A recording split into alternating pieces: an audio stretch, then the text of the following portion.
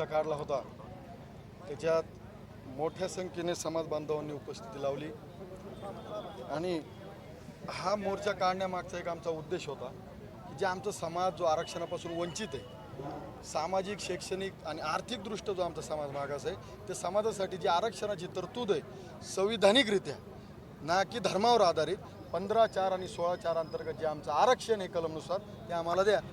आमची पहिली मागणी ती.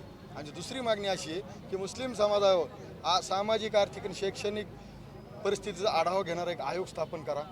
तिसरी मागणी आमची ही होती की मार्टीला रन करा, मार्टी इम्प्लिमेंट करा आणि त्याचा कसा एक गोरगरीब मुस्लिम समाजाच्या लेकरांना फायदा होईल त्याचा, ते रन करण्याची आवश्यकता आहे. आणि चौथी जी मागणी होती, जे लोक संविधानिक पदावर बसलेले आहेत, जे मुस्लिमांना धर्मावर आधारित बॅड कमेंट करतात, म्हणजे धर्मावर एकदम आक्षेपार्ह वक्तव्य करतात, त्यासाठी काहीतरी कायदा बनावा ही आमची एक विनंती होती त्या निवेदनात. आजच्या या मोर्चामध्ये ही त्या लोकांना चपराक आहे जे लोक हिंदुत्वाचं ढोंग घेत आहेत. त्या लोकांनी आमच्या बीडमध्ये येऊन पाहावं.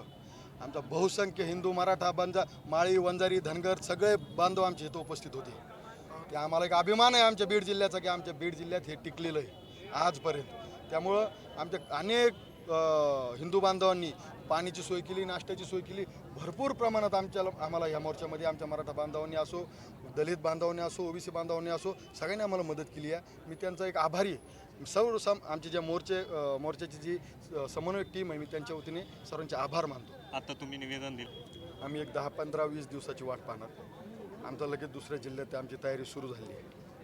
ते राज्य शासनाला आम्ही राज्य शासनाला सांगू इच्छितो की याच्यामध्ये जर काही इम्प्लिमेंट नाही झालं तर आमची पूर्ण महाराष्ट्रभर आम्ही आंदोलन पेटणार आणि मुंबईकडे आम्ही कूच करणार.